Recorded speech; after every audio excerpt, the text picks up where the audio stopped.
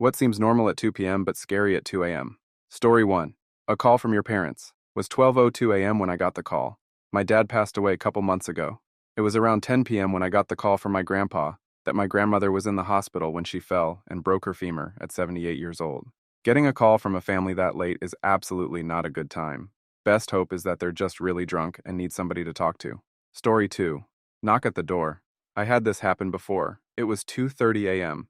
and someone started pounding on my door yelling at me to come out there. Then another voice said, "They know I'm home and they just want to talk." Then a third voice said, "Everything will be fine if I just go out there and talk to them." Then more pounding. My room was near the door, so I heard one of them say they'll be right back and have to go get something from their car. The other two keep talking and saying stuff like, "We know you're in there, we just need to talk." The one eventually comes back and says, "Guys, this is the wrong apartment. He lives in apartment number." The group apologizes to the door for being so drunk, and they just wanted to talk to a friend who bailed on their night out. Story 3. The dog barking at nothing. The other night I'm standing in the backyard with my dog, waiting for him to poop when he suddenly came from around a corner, walking very quickly but not yet running. As soon as he reaches me, he breaks into a full-out sprint, running towards the door to go inside, looking over his shoulder, not at me, but at the darkness where he just came from. It was so human I couldn't help but laugh, but also follow him quickly in case there really was a monster after him. Story 4. A car driving without their lights on. As someone who was born in the 90s in one of Houston's most dangerous areas, I was told if we saw or heard certain things by my mom to seek safety. Was standing outside when I was maybe 12 with my older cousin near the railing in front of our door on the second floor of the apartment. Saw this, and my cousin told me we should go inside. Not even 2 minutes later, the whole neighborhood is being lit up by semi-automatic fire. So you're absolutely right, Story 5. Walking around with a hammer during the day, you're just a person going home from Home Depot. But at night you're a serial killer, or just a weirdo going to do some home renovation. Either way, you're weird. That would absolutely freak me out in the middle of the day if someone was strolling around with a hammer in hand. It needs to be in a bag or being actively used for me not to question it with the way the world is. I once got off the freeway in a bad part of town in the Oakland, CA area. A man had a thick chain with 2-inch chain links, and he was swinging in his hands. I couldn't get on the freeway fast enough. Story 6. A baby crying or giggling in your house when you don't have a baby. When I was younger, I rented a basement suite from the family that lived upstairs. It was a couple with 2 younger boys that I would often hear laughing and playing. One night, I heard footsteps in the middle of the night, and one of the little boys was crying. I figured he had a nightmare or something and didn't think anything of it. I was awake anyway, so it was no big deal.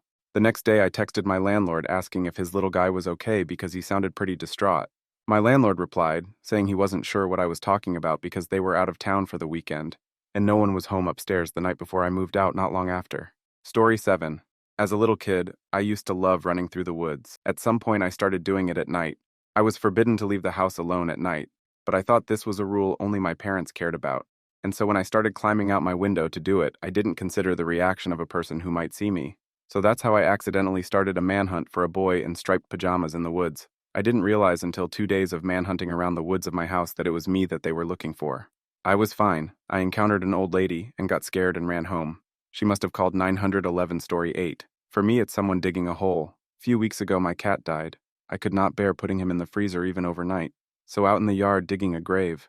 It was dark and rainy. So when my neighbor spotted me from her window, I thought she probably thinks I am digging a grave. She was correct. Wish she would ask so I could tell her I was checking the gas line or anything other than grave digging. Story 9. My jacket hanging on the door. Funny story.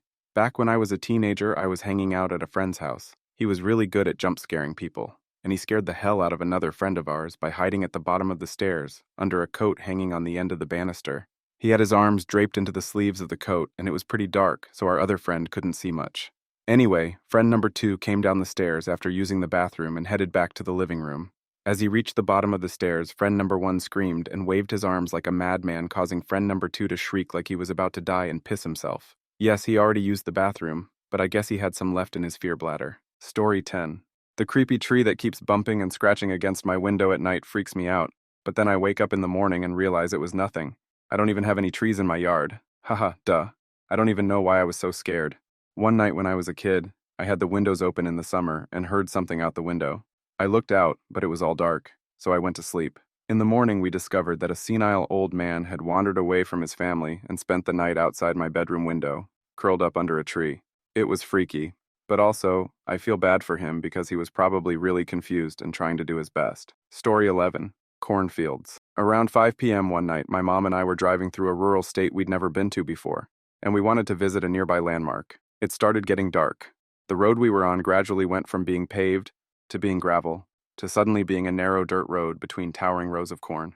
Felt like we were driving through an endless maze with no end in sight. To make things worse, the GPS kept leading us back to the same creepy building, which happened to look very culty, at least at night. Needless to say, we turned around and I had nightmares about it all night. Story 12. Back in Vietnam, we had a few guys wounded, so 4 of us went back to back in a field and sent the dust off with the wounded guys. The pilot said 20 minutes tops he would be back for us. We made a 4-sided star so we could see to the tree line and hold ground till Dustoff came back for us. Dustoff didn't come back. We sat in the field for 9 hours staring into the dark, checking and rechecking the claymore mines we hastily put out around us and checking our weapons. I had 311 rounds of 7.62mm ammo for my M14 and 9 rounds for the pistol. After that, it was fists and knives. The entire night, every branch was Victor Charles. Every noise was Victor Charles. It was the absolute longest night of my life. At first light, Dustoff came over the hill and set down 100 feet from us. We had to help carry each other, as our legs had atrophied and muscle cramped so bad from the dehydration. A nice little patty during the light. 1,000 ways to die in the dark. P.S. The chopper had been hit in a hydraulic hose and had a couple dozen holes shot in it. That is why he didn't come back. The shot-up helicopter with the leaks was the best chopper available. Story 13. Roads with trees growing over them, forming a sort of tunnel. Nice and pleasant in the day, scary as crap at night, especially during winter. You're walking home on a wooded road after dark. The snow hasn't been cleared off, and trudging through the drifts is making you tired. The trees, weighed down by snow, arch over your head, blocking out what little light the moon is giving out. You realize your dim flashlight is the only thing between you and the darkness, and wonder if you remembered to swap in fresh batteries. Your feet are tired, so you decide to stop for a moment. You just stand there, taking in the moment, admiring the otherworldly stillness and silence of the snowy woods. That's when you hear footsteps. Story 14. Mannequins. My old job found this crappy old mannequin somewhere, so we dressed it up in an old suit and tie, some sunglasses, and posed it in the window as if it was using a laptop. It was a computer shop. We'd dress it up for special days on the calendar like Valentine's and stuff. Eventually, we rearranged the window, and the mannequin was put in the back room. I can't tell you the number of times I nearly crapped myself because I walked through to make a cup of tea and caught the profile of a faceless, suited man in my peripheral vision. We put the mannequin in the basement, but that somehow made it worse, as I was in the basement less frequently, so I had more time to forget about the mannequin before going down there. Story 15. At night, my neighbors have their Christmas lights up, even though it is January.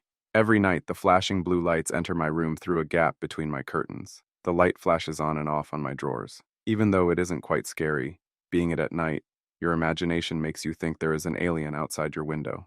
Another story about my bedroom window.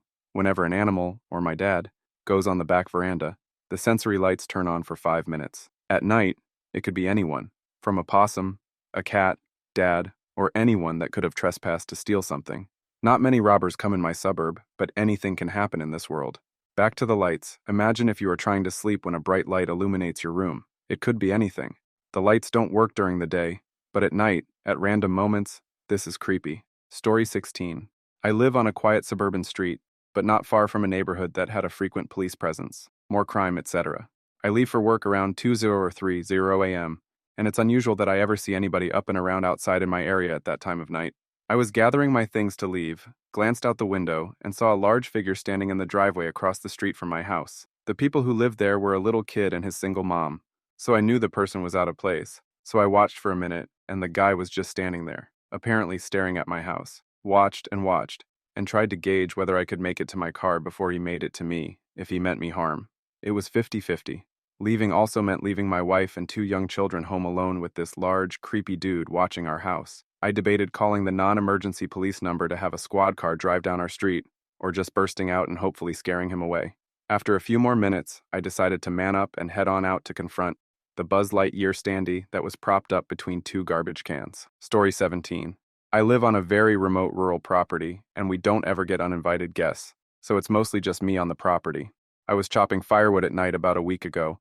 I was picking up the logs when I heard a human whistling a couple of notes. My blood ran cold in terror. If I can hear someone on the property, they are there uninvited. If they are whistling at me when I can't see them, then they are clearly toying with me. I grab the axe and book it back to my house. I then realized I left the door open and a movie playing, so the whistle was likely from the movie. I hope so. Story 18. Windows. I have this terrible fear that someone, or something, will walk by and look in at me. I'm currently spending the night at my mom's house for her birthday, and I opted to sleep in my sister's room with her simply because the guest room doesn't have a curtain over the window. The bed is positioned so that if I lay on my back, I'd be looking at the window. The house is also in a national forest, and tonight is a full moon, so there's plenty of light shining on the snow. Story 19. I went to the movies with my ex from out of town. We were at a bus stop on the side of the road at 11:30 p.m. on our way back home, and she was a little freaked out by the neighborhood. Across the street was a big golf course, clubhouse type of thing. Not intimidating at all during the day. We went back a few days later, and that's when she told me it kind of freaked her out. One time we were walking through a parking lot, and I pointed to her that a drug deal was going on behind the dumpster. She grabbed my arm, told me to run, and said they would shoot us. She was from some small surf town in California, so she wasn't exposed to a lot. Story 20. We've got an open deck in our backyard, and we live close to a national forest. We get deer in our yard sometimes. We've seen bear crossing signs on roads near our house. Just the deck itself, as seen from a door that is 90% windows, is creepy as hell because I keep thinking I see something moving across my deck. I of course expect it to be something like a deer or a rabbit, or maybe even a bear. But what if it's none of those things? There are a lot of homeless people in the area. So, bottom line, I guess I need to buy blinds or curtains for my back door to keep from terrifying myself with imagined visitors. Story 21. The elementary school I went to is creepy AF when the moon shines on the place. It's in the neighborhood where I lived, and I'm in high school at this point when I noticed this. I can't sleep well at all on anything that's not a comfy bed. It's a curse. So I spent a lot of time at a friend's house. I was blessed to have a friend whose family loved me enough that I could come and go just about any time of the day, as long as I wasn't a loud a-hole about it. So a lot of the time, on summer vacations for example, I would be over late then walk home to sleep. I passed by the school every time both ways, and let me tell you, this wasn't just creepy. It was, this looks like a cover of a Goosebumps book from the 90s creepy. Story 22. When I was in middle school, I planned a big Halloween party. I decorated my basement to the nines. Skulls, creepy hands, blood. It was going to be so much fun. The morning of there was a small electrical fire in our attic that left us without power for 2 or more IDR weeks. My mom worked out for my sister and I to stay at various friends' houses while she dealt with the damage. Our laundry room was in the basement, and every day after school I would have to traverse the very dark rooms to find clean clothes before sleeping somewhere else. Was it the skulls, creepy hands, or blood that scared me in the dark? Hell no. We had one, dated 70s lamp that we taped a balloon to the top and threw a sheet over that made me literally run to grab my stuff. In daylight, a campy, funny Charlie Brown-esque ghost. In the dark, terrifying man standing in the corner waiting for you. Story 23. A zoo. One time was at a zoo until dusk, and the way this one was set up, it had certain areas that you can choose to go through. It was about to close, so we headed back to the front through the other way that we hadn't gone past yet. There was the big cat area that we hadn't made it into on that trip, and I looked down the path where the entrance was. Dark as hell. All I could do was think of how scary it would be to go in there at that time, surrounded by big cats. Granted, they were in enclosures, but still would be scary. They at least have eyes that can see in the dark, so they'd be watching us while we could barely see them.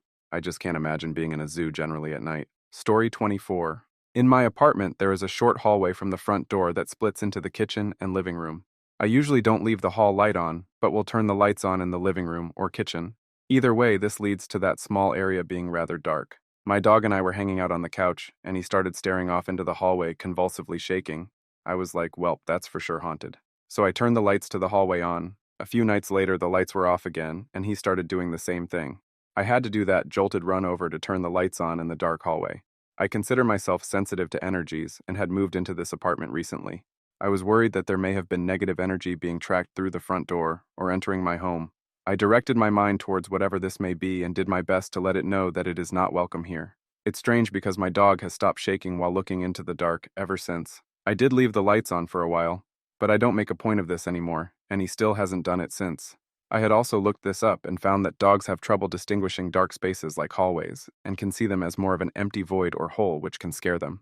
Either way, I left the lights on for a long time until I took a look at my energy bill. Story 25. The house I grew up in was across from a private school with a big car park out front. Just like any car park, they had streetlights with orange lamps, but these streetlights were behind some of the big trees they had.